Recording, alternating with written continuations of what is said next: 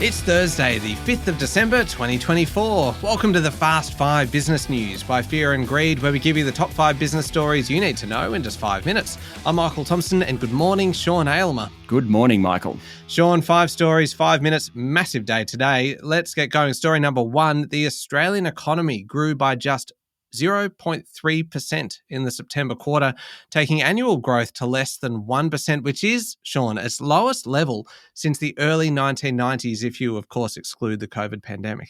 Now, the pace of growth was better than the 0.2% recorded in the June quarter, though the trend is down. The good news is that we are likely to have hit the low in economic growth. From here, things should improve, albeit slowly.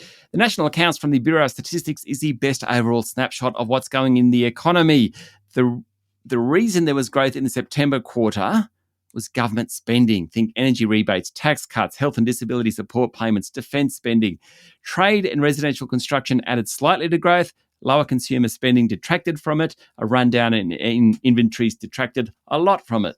Households are saving about 3% of their income, which is relatively low. Now, economists talk about per capita GDP, growth per person, better measure of living standards. It fell by 0.3% as population growth outpaced economic growth. It's been going backwards for 7 quarters now. Ouch.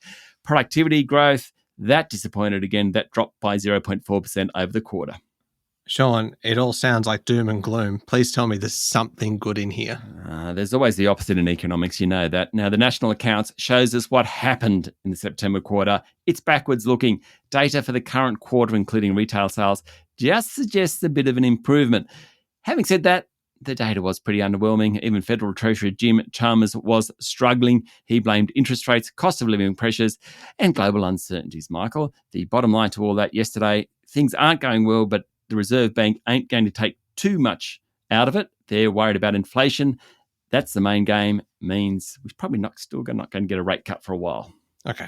Story number 2, Sean. The Commonwealth Bank has backed down on plans to move some customers to an account that charges a $3 fee for withdrawing cash over the counter at its branches after the federal government intervened. Treasurer Jim Chalmers called Commonwealth Bank boss Matt Comyn to communicate the government's concerns.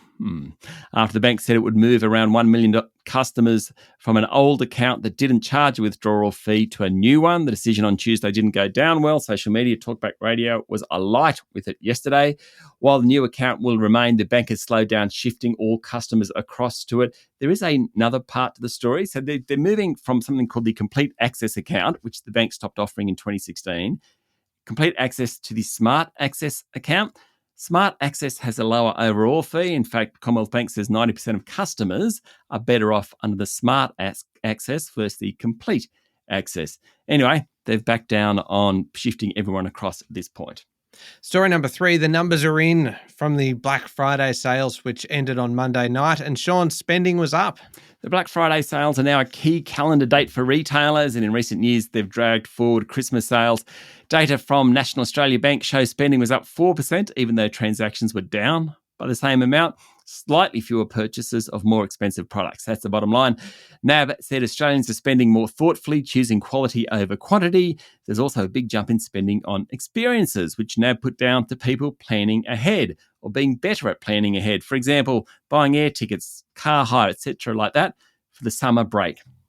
Story number 4, this is a big one, Sean. It's really the story that's dominated global headlines over the last 24 hours. South Korea is in crisis after the president, Yoon Suk-yeol, imposed martial law on the country briefly. Then he backed down and triggered a constitutional crisis. Remarkable few hours in that country. Yoon declared martial law in an unscheduled broadcast on Tuesday night, saying he needed to purge the country of anti-state forces and normalise the country. He backed down a few hours later after it was unanimously rejected by the opposition-controlled legislature.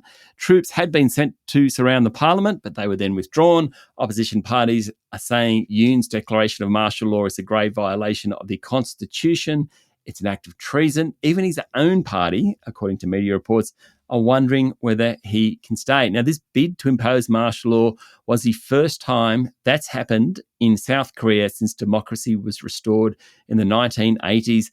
This crisis all happened in about a 6-hour period. Yeah, extraordinary. Last one, Sean. Story number 5. Major US retailers, think Amazon and Walmart and Target, are increasingly competing on the basis of service rather than price, with fast delivery being a trigger for customers to spend more. The big retailers introduced 2-day, then 1-day, then same-day delivery, often for a fee.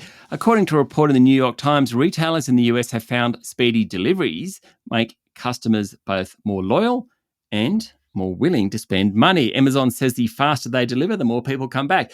The New York Times quotes a spokesperson saying it's not exactly rocket science, but it was an aha moment for us. Amazon has redesigned its fulfillment centers to get stuff out the door fast. Walmart is now doing delivery in as little as 30 minutes. It has a big advantage. 4,600 stores across the US. It can do same-day delivery to 86% of households. Delivery sales at Walmart are up 50% over the last year. Target isn't quite as aggressive, but delivery times are nearly a day faster than a year ago. It actually purchased a delivery company in 2017 for this very reason. Overall, they're just saying that we can compete now on service, not just price. All right, there we go. The top 5 business stories in 5 minutes. Thank you, Sean. Thank you, Michael. It is Thursday, the 5th of December, 2024. Remember to hit follow on the podcast. If 5 minutes isn't long enough for you, you can find our longer daily show called Fear and Greed, wherever you listen to podcasts. And that comes with, today at least, an episode of The Property Pendulum, which is our podcast that we do with Domain.